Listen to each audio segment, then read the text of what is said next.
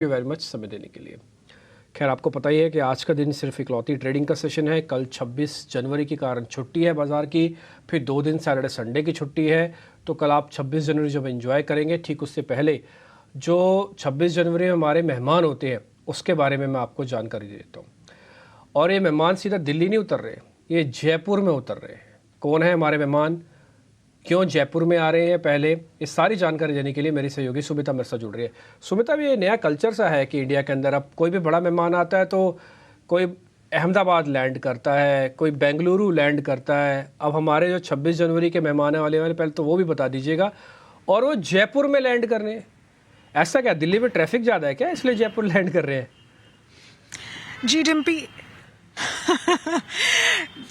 डिम्पी जी, दिल्ली में ट्रैफिक और ठंड तो ज़्यादा है ही, बट अगर आपने ये ट्रेंड देखा होगा, जयपुर, अहमदाबाद, गुजरात, इनफैक्ट इवन वेस्ट बंगाल, ये सारे नए सेंटर्स आ रहे हैं। डेवलप इंडिया की अगर हम बात करें तो इनफैक्ट आपके लिए जो है मार्केट, स्टॉक मार्केट्स का ये ट्रंकेटेड वीक रहेगा कल 26 जनवरी की वजह से, बट देश के लिए एक बहुत बड़ा मौका है, क्योंकि French president Emmanuel Macron, in fact अभी जब मैं आपसे बात कर रही हूँ वो लैंड हो चुके हैं जयपुर में। 2:30 उनकी लैंडिंग का टाइम था, बट वो लैंड हो चुके हैं। 75th रिपब्लिक डे है और ये 6th फ्रेंच प्रीमियर है जो एक तरीके से रिपब्लिक डे गेस्ट में आ रहे हैं। ये दर्शाता है कि इंडिया और फ्रांस की कितनी प्रगाढ़ दोस्ती है, कितनी स्ट्रॉन्ग स्ट्रेटेजिक पार्टनरशिप है। तो आज का पहले मैं बता देती हूँ, वो वहां पे लैंड कर चुके हैं। कुछ टाइम में उनका एक कल्चरल और हिस्टोरिकल टूर होगा साइज का, जैसे आमेर फोर्ट, हवा महल, ये सब। इनफैक्ट हवा महल में ये भी बोला जा रहा है कि वो वहां पे कुछ शॉपिंग करेंगे, जिसके रिटर्न में जो पेमेंट होगी वो यूपीआई मैकेनिज्म की तरफ से होगी। ये बहुत बड़ा मोमेंट है इंडिया के लिए कि फ्रेंच प्रेसिडेंट यहाँ पे यूपीआई के थ्रू पे करता है। यूपीआई जो है ग्लोबल जा चुका है एक तरीके से, और इनफैक्ट फ्रांस के साथ यूपीआई की डील जो हुई थी वो लास्ट ईयर ही हुई थी। तो इससे ये भी दर्शाता है कि एक जो बायलैटरल टॉक्स होंगी वो डिजिटल इकोसिस्टम के अराउंड भी हो सकती हैं। इनफैक्ट और क्या क्या टॉक्स के एरियाज रहेंगे, डिफेंस जो है एक बहुत बड़ा एरिया है इंडिया फ्रांस की पार्टनरशिप में। इनफैक्ट डिफेंस एक्विजिशन काउंसिल ने राफाल 26 राफाल जो मरीन जेट्स हैं, फाइटर जेट्स हैं, उनका अप्रूवल दे दिया था। इसके अलावा सबमरीन्स के ऊपर भी नेगोशिएशंस और डील्स की बात हो सकती है।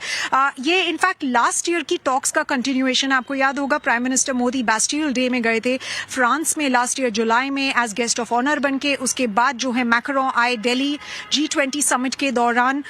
तो ये बेसिकली कुछ ही महीने में मैक्रोन का दोबारा आ जाना एक लास्ट मिनट इन्विटेशन के तौर पे ये दर्शाता है कि दोनों देशों के बीच में कितना स्ट्रॉन्ग टाइज हैं। उसके अलावा स्पेस जो होगा वो एक बहुत area of important area of cooperation होगा, क्योंकि जो फ्रांस जो है सप्लायर है इंडिया के स्पेस मिशन के लिए कंपोनेंट्स का, और इनफैक्ट इंडिया और फ्रांस की जो टाइज है वो 1960s तक जाते हैं, तो इतना पुराना है। बाकी जो है इन दोनों की पार्टनरशिप और एरियाज में भी है, क्लीन एनर्जी में, न्यू टेक्नोलॉजी में, तो इसके ऊपर भी बातचीत हो सकती है। जी ठीक है। सुमिता ने काफ़ी विस्तार से बताया कि इस दौरे के साथ साथ इसके बहाने भी हम कह सकते हैं कि जो डिफेंस के जो रिश्ते हैं दोनों देशों के बीच में, उसको और प्रगाढ़ करने पर, उसको और मजबूत करने पर भी फोकस होगा। और द्विपक्षीय वार्ता भी होने वाली है रामबाग पैलेस में, जयपुर का बहुत ही शानदार होटल है, वहाँ पर ये मुलाकात होगी मोदी जी के साथ और उसमें इन तमाम मुद्दों पर चर्चा होगी।